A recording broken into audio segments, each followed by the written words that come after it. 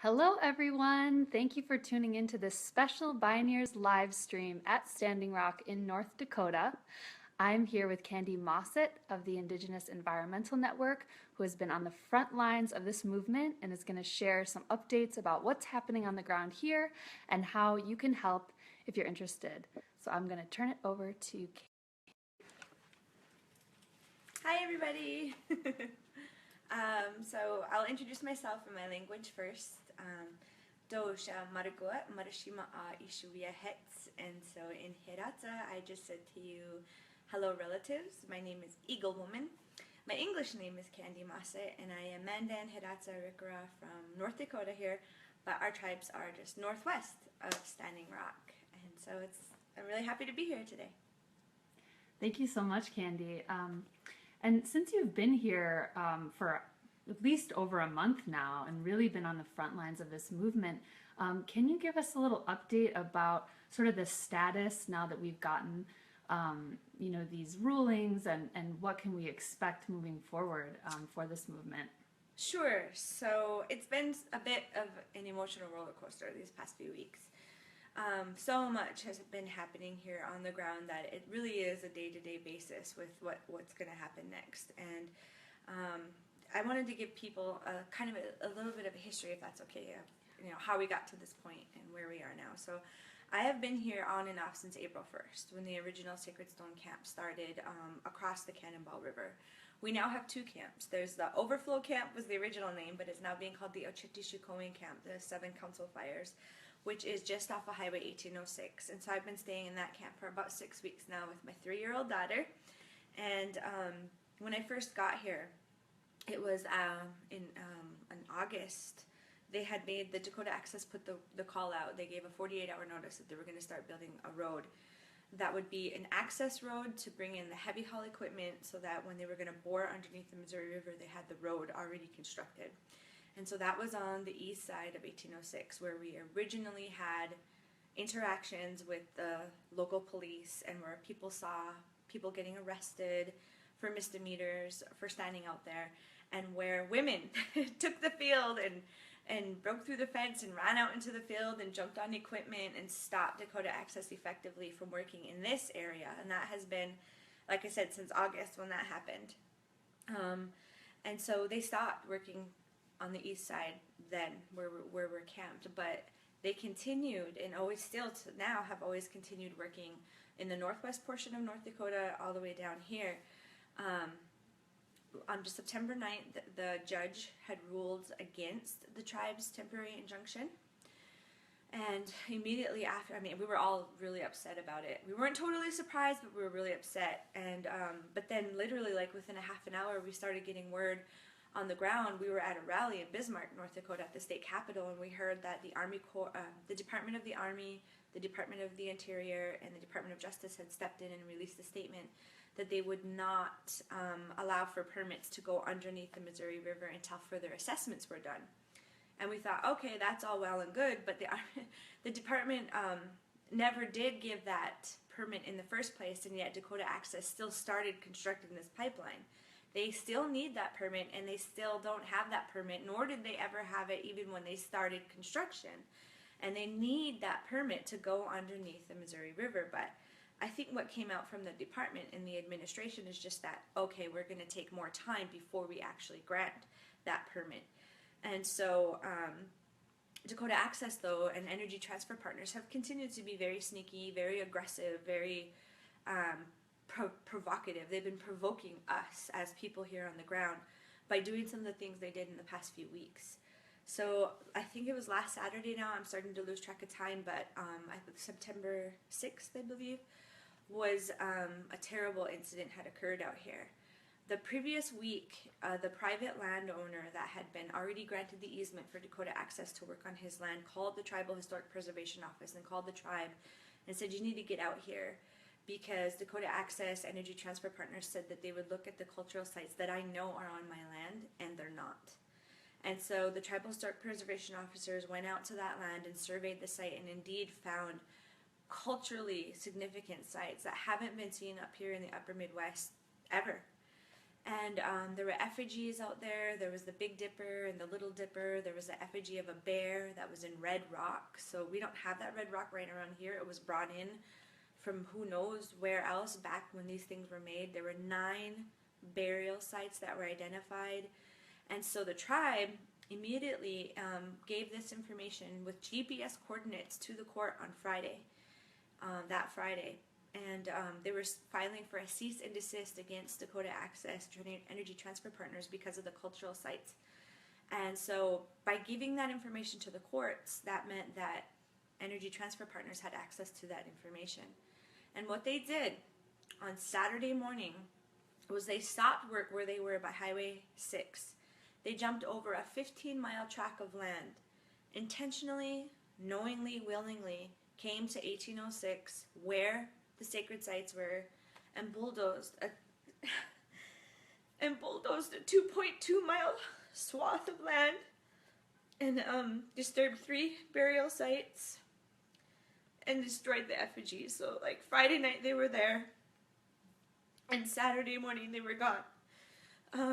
And people here saw them digging on 1806. We were like, oh my God, they're right here. What are they doing? Because they were making about 11 miles a week. And they shouldn't have been anywhere near that site. And so we didn't think that would happen. And so there was a call out from a veteran that said they're digging. You can see them from the highway.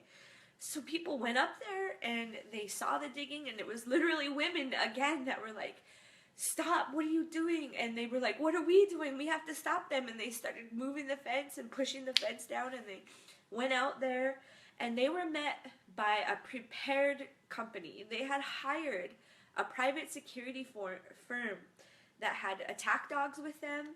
There was a helicopter that they had on site. So they knew that when they started digging that morning, and we were going to see it, that we were going to come there, and they were prepared for it. And so there were women that were literally linking arms and saying, water is life, and they got sprayed. Men, women, children, whoever was out there. Over 30 people got sprayed in the face. And 6 people were bitten by dogs. A pregnant woman was bit in the shoulder. Another woman was bit in the breast. A child was bit. One of the boys was bit in the stomach and had to go to the hospital. And then the very next day, the Morton County Sheriff's Department put out a statement talking about how protests turned violent and how we were an angry mob that attacked Dakota Energy Transfer Partners private security. And, you know, luckily in this day and age, we have social media. We have Facebook Live. You know, we have cameras of our own. We have drones of our own, and we were able to show the real story of what happened. So that happened a few weeks ago. And that called huge national attention to our issue out here. So by the time we had this past weekend, United Tribes Technical College had a powwow in Bismarck. There were about 4,000 or 5,000 people on the ground out here. But the numbers continued to swell on the weekends and then shrink during the weekdays. So I'd say there's probably about 1,000 people out here now on the ground. And what happened in the last 2 days is that there were direct actions that continued to take place about almost 100 miles away from where we're actually camped. Over near New Salem is the town it's called in North Dakota. Because, like I said, the pipeline construction has not ever stopped in North Dakota. It's just not immediately where we are by the camp, because we've been successfully able to stop it here. But we're not here to just stop one little section of the pipeline. We are here to stop the project in its entirety. And so we met them where they are working. We had people drive out and lock down to equipment on September 13th. 22 people were arrested. I think it's actually 23 now after I read the sheriff's statement, which you can find online. And it tells who their names are, what their charges were. And 2 of them were medic support people, and 2 of them were just media support people. They were all arrested and taken. And from my understanding, some of them are still in jail. At least a couple of them from the 13th. And so then yesterday, so on the 14th, there was another action where 8 more people were arrested. But 5 of those people then have been charged with felony charges. I think it's like reckless endangerment of a police or something. I have to look at the exact language, but it's a Class C felony, because the police are saying that it's a dangerous situation for them to have to take them off of the equipment. That's what the felony charges are. They're actually bogus, unjustified, unfounded charges. So 5 of the 8 that were arrested just the other day are still also in jail. And that was yesterday, I think. I mean, it's really easy to lose track of time out here. And so that has triggered a lot of emotions for us, and it has triggered a lot of confusion.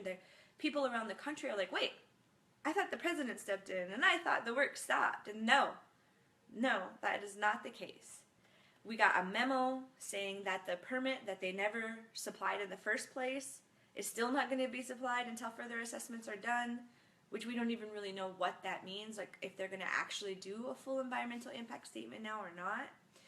And the work in the northwest part of North Dakota where this project originates has continued. It has continued in South Dakota, it has continued in Iowa, and it has continued in Illinois. They are trenching, they're sealing pipe, they're welding pipe, they're turning up the ground, tearing it up, and they're laying the pipe. They're probably working as we speak unless the rain has stopped them. Thank God for the rain. You know, we've had some divine intervention out here too with Mother Earth helping us and having days where we're not even supposed to have rain and it just like downpours. So that's been pretty awesome and amazing. But people should know that what Dakota Access Energy Transfer Partners did was they used Nationwide Permit number 12. Nationwide Permit 12 allowed them to break this pipeline down into little bitty sections in each state as if it wasn't one full project. And that's how they were able to get away with not doing full environmental impact statements. They just did little environmental assessments, which in some cases are 2 pages long, and then they find a FONSI, a finding of no significant impact. So everything just rubber stamped, pushed through. Tribes were not properly consulted due to our 1851 and 1868 Fort Laramie treaties that we have. This is treaty land that they're crossing. And had they actually properly consulted with the tribes, we wouldn't be sitting here mourning the loss of a sacred site. Or if they weren't evil and got the GPS coordinates and destroyed it anyways, we wouldn't be sitting here mourning that loss. And so the fight continues. We are now getting into September in North Dakota, which the days can be warmer, but the nights starting to get really chilly. So we're talking about winter camp. And what we really need help right now with is things that we can have winter camps, so yurts, canvas tents, wood stoves, building supplies, or money for building supplies like lumber and nails. We have a lot of solar panels that have been coming in, which is great, but you cannot leave the batteries for those out on the ground as snow starts to come in. They have to be housed somewhere. The Indigenous Environmental Network specifically, you know, we're trying to like get an RV so that we're not basing our whole media comms operation out of a tent on the hill, because that's been interesting, but it's not sustainable throughout the winter. And so those are some of the things that I would personally put a call out for. Like I said, I'm here with my 3-year-old daughter, and we plan to be here as long as we can, but I need to find a way to keep us warm. My tent hasn't been providing that level that we need when the nights get down to around 40 degrees, so still manageable, but I'm telling you, it's cold.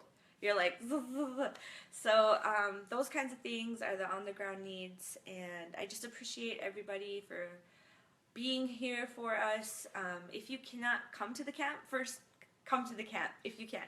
We will welcome you. You know, we're feeding people still, breakfast, lunch, and dinner. It varies, you know, what those are, but there's food, there's, you know, donations and stuff here. But, you know, if you can't be here, check us out on indigenousrising.org. We have a donate button that goes directly to IEN to help with our support on the ground.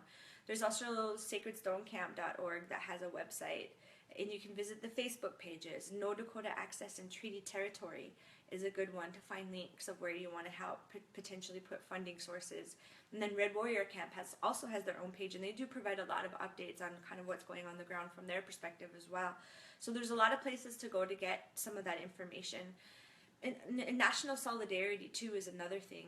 We just now put another link out, and I forgot the website right now, but there's a website out that talks about the banks and who's funding this project and who's behind the scenes to make the money keep coming in. We need your help to target all of those funders that are funding and supporting this project, because hit them in the pocketbook and then they don't have anywhere else to go. Bottom line for them is money. That's all it's about. They don't care about their own workers.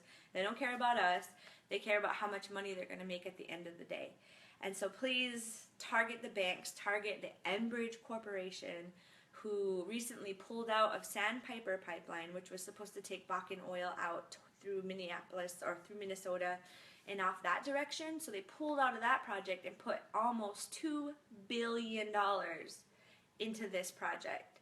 So Enbridge Corporation needs to be targeted as well for their role. And, prayers. If you can't target a company, if you can't be here, if you can't donate money, if you can't do any of the things I just talked about, the least that hopefully people can do is send prayers, because we are here in prayer and ceremony. Prayer and ceremony doesn't mean you don't take direct action. Nonviolent direct action means we physically put our spirits on the line, our bodies on the line, to physically stop the work from happening. That is what we're doing. But this whole thing started with the ceremony, and that ceremony, it was told to the people that were there. I wasn't one of them. It was told to the people that were there, if we do this in power and prayer, we will win, and we will be successful. And so that is what our mandate is to keep it prayerful, to keep it peaceful, put our bodies on the line, but we're not harming anyone. We're not harming the workers. We're just simply stopping the construction and stopping the desecration and protecting our water for everybody. The 28 million people that are downstream from this little tiny Cannonball, North Dakota, they will be impacted if this project goes through. And most importantly, one of the biggest things is that this country, the United States, the Obama administration has said we are going to reduce our emissions of greenhouse gases. We're going to shut down coal-fired power plants. We're going to have natural gas as a bridge fuel, but they're flaring the natural gas in the Bakken Formation here. That's where this oil is coming from. They're killing people in my community, literally, through the social devastation, the drugs, the organized crime that has come in, the increase of violence against women that has happened because of the oil industry coming. That's not being talked about. We have women that have been raped. 168% is how much the violence against women increased when the Bakken started having fracking happening. And people need to be talking about where this oil is coming from. It's not just this one pipeline.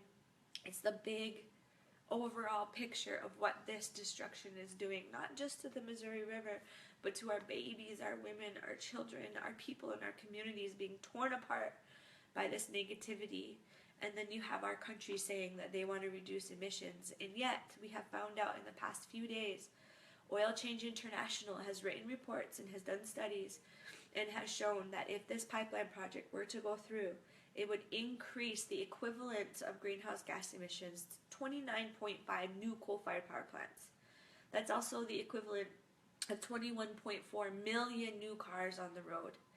So those are some statistics to just show you that if this project goes through per year, we would be increasing our greenhouse gas emissions by the equivalent of 30 new coal-fired power plants. If our country was serious about reducing our greenhouse gas emissions and actually taking some control over this climate chaos that we already have as a result of the fossil fuel industry, they would never allow Dakota's Access Pipeline project to go through. And they would work on a renewable energy economy so we have a just transition for all of those workers that have to pay their bills and they have to feed their children. We're fighting for them, whether they know it or not. We care about the people that are just everyday average Americans trying to work.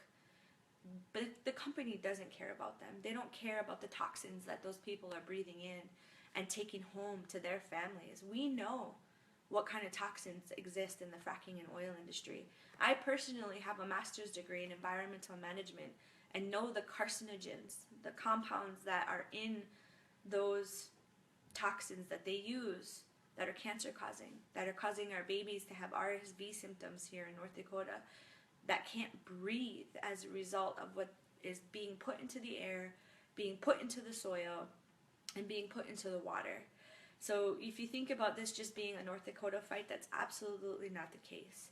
If you come see us, you'll drive through and see all the cornfields, see the sunflower fields and wheat and alfalfa. They're harvesting now, so it might be gone depending on when you get here, but this is the breadbasket for the rest of the country that's being allowed to be poisoned by this company. And we have to stop it, and that's why we're here. If there's any question about why we're here, it's because we have been saying for over 500 years as Native Americans, we have to protect our Mother Earth. Why do we call her Mother Earth? Because we literally cannot survive without the food grown in the soil, without the air we breathe into our lungs, and without the water that is the essence of our very being as human beings. That is what a mother does. They're a caretaker. If we don't take care of her, there's no way she can take care of us. She just can't. So it gets down to humanity being either in unity to work to change how the way things are now with the fossil fuel industry.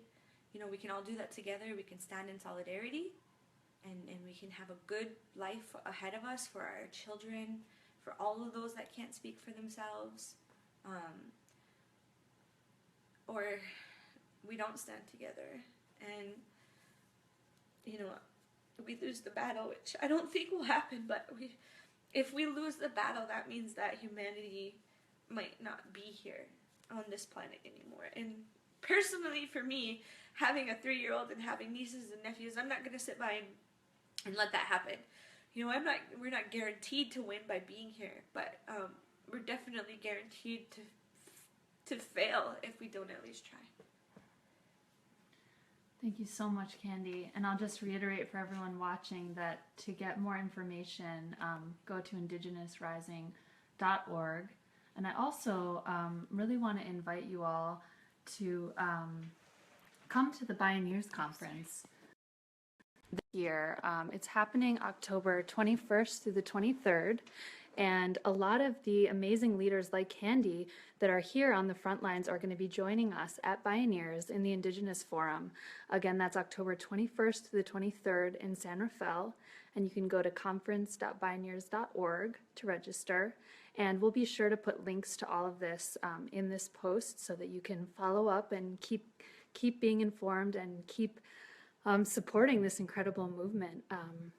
And so thank you so much for tuning in. And Kandi, is there anything else that you want to make sure our community knows before we sign off? No, just come to Bioneers. I'll see you there.